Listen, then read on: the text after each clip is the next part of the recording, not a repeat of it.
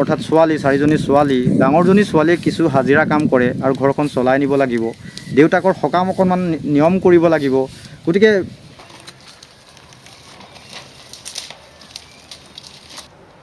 নমস্কাৰ সদায় এটা চেষ্টা কৰোঁ অসহায় যিসকল লোক বা যিসকলে জীৱন যাত্ৰাত অকণমান ৰাইজৰ সহায় লাভ কৰিব পাৰে সেইসকলৰ কাষলৈ নিশ্চয় যোৱাৰ চেষ্টা কৰোঁ এটা দুখৰ ঘটনা আৰু সেই ঘটনাৰ সৈতে সাঙুৰ খাই আছে 4গৰাকীকৈ ছোৱালী মই প্ৰথমতে প্ৰবীণক তেওঁলোকক দেখুৱাবৰ বাবে অনুৰোধ কৰিছোঁ আৰু এওঁলোকৰ কাষলৈ আহিছোঁ কাৰণ এওঁলোক আজিৰ তাৰিখত বিপদত পৰিছে যিটো ঘৰৰ পিছফালে তেওঁলোক থকাৰ যিটো ঘৰ সেইটো তেওঁলোকৰ ঘৰ চৰকাৰী এটা বাসগৃহ লাভ কৰিছিল আজিৰ পৰা বহু বছৰ পূৰ্বে ঘৰটো সম্পূৰ্ণ নহ'ল এটা কোঠালি তেওঁলোকে বাঁহেৰে নিৰ্মাণ কৰা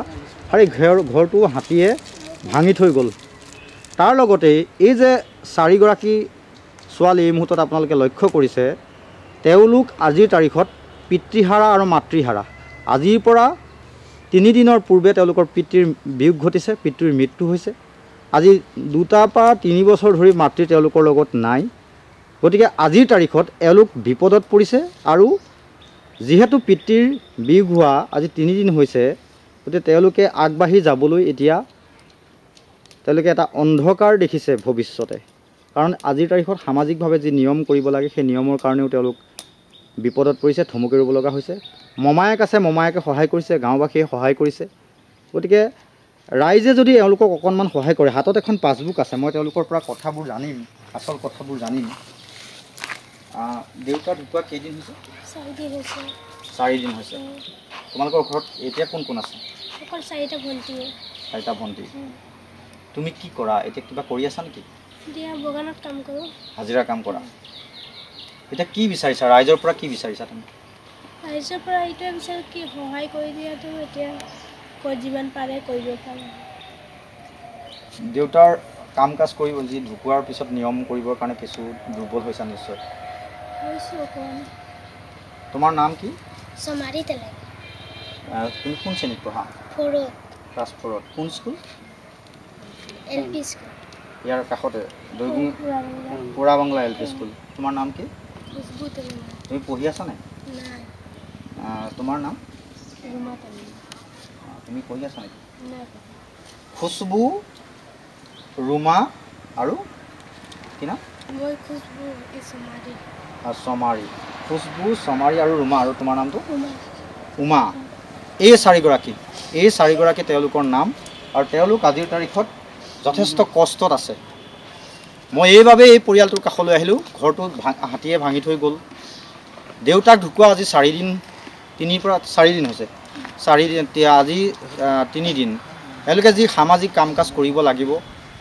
যথেষ্ট অভাৱ হৈছে হাতত এখন পাছবুক আছে পাছবুকখন এই মুহূৰ্তত মই আপোনালোকৰ সন্মুখলৈ লৈ গৈছোঁ মই নাম্বাৰটো ইয়াৰ লগত সংযোগ কৰি দিম তেওঁলোকৰ পাছবুকখনৰ একাউণ্ট নাম্বাৰো দিছে হাতত ফোন নাম্বাৰো আছে মই সেইখিনিও আপোনালোকলৈ লৈ যাম এই নাম্বাৰটোত যোগাযোগ কৰি এওঁলোকক যদি আপুনি অকণমান সহায় কৰে এওঁলোক উপকৃত হ'ব সেইকাৰণে আমি এওঁলোকৰ কাষলৈ আহিছোঁ যথেষ্ট দুখত আছে তেওঁলোক কাৰণ এতিয়া তেওঁলোকে কি কৰিব কেনেকৈ চলিব মমায়েকে অকণমান সহায় কৰিছে মমায়েকৰ ওচৰলৈ যাম কি ক'ব এওঁলোকৰ কোনো নাই এতিয়া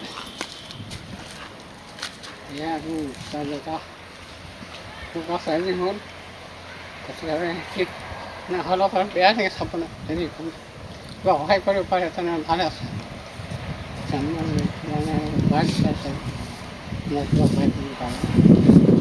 কথাখিনি ক'বলৈ দুখত ভাগি পৰিছে মই আচলতে ধুনীয়াকৈ বিৱৰণ দিয়াৰ চেষ্টা কৰিছোঁ তেওঁলোকৰ আচল কথাখিনি বিৱৰি ক'বৰ বাবে চেষ্টা কৰিছোঁ এই কাৰণেই বাৰে বাৰে কৈ আছোঁ যে এই অসহায় পৰিয়ালসমূহক যদি আমি সাধ্য অনুসৰি আপুনিও অকণমান যদি সাধ্য অনুসৰি সহায় কৰাৰ চেষ্টা কৰে তেওঁলোকে অকণমান হ'লেও সকাহ পাব সহায় পাব ইতিমধ্যেই তেওঁলোক দুখত ভাগি পৰিছে কান্দিছে দুখত শোকাকুল এই মুহূৰ্তত পৰিৱেশ মই আচলতে এনেকুৱাবোৰ দৃশ্য আমি দেখুৱাব কেতিয়াও নিবিচাৰোঁ কিন্তু তথাপিতো আপোনালোকে অকণমান সহায় কৰিব বুলি ভাবিয়েই এই সঁচা ছবিখন এয়া দৈগুং 2 নং দৈগুং এইটো এই ঠাইটুকুৰা বাইপাছৰ কাষতেই তেওঁলোকৰ ঘৰ পিতৃ ঢুকাইছে আজি 3 দিনৰ পূৰ্বে মাতৃ আজি এওঁলোকৰ লগত নাই 4টিকৈ সন্তান ঘৰখনত অৰ্থাৎ ছোৱালী 4জনী ছোৱালী, ডাঙৰজনী ছোৱালীয়ে কিছু হাজিৰা কাম কৰে আৰু ঘৰখন চলাই নিব লাগিব, দেউতাকৰ সকাম অকণমান নিয়ম কৰিব লাগিব। গতিকে এটা বহুত দুখৰ কথা, আৰু এই দুখৰ কথাবিলাক মই আপোনালোকৰ ওচৰলৈ মই পুনৰ কৈছোঁ যে আপোনালোকৰ কাষলৈ এই ছবিখন লৈ যোৱাৰ মোৰ লক্ষ্য বা উদ্দেশ্য এটাই, যদি আপুনি অকণমান সহায় কৰে এই 4জনী ছোৱালীৰ ভৱিষ্যতৰ কথা ভাবি নিশ্চয় আপোনাক ভগৱানে আশীৰ্বাদ দিব। আৰু সেইবাবেই আমি এই ছবিখন আপোনালোকৰ সন্মুখলৈ লৈ যোৱাৰ চেষ্টা কৰিছোঁ। ভুল নুবুজিব, এওঁলোকক পুতৌ জনোৱা নাই, এওঁলোকৰ দুখৰ ছবিবিলাক আপোনালোকৰ সন্মুখলৈ আগবঢ়াই দি মই গ্লেমাৰ হ'ব খোজা নাই বা মোক তেনেকুৱা আশীৰ্বাদো নালাগে। মই এই কাৰণেই চেষ্টা কৰিছোঁ, মোৰ লগত প্ৰবীণেও চেষ্টা কৰিছে যে এই অসহায় পৰিয়ালটোক ছবিখন যদি আমাৰ মানুহৰ সমাজলৈ লৈ যাওঁ,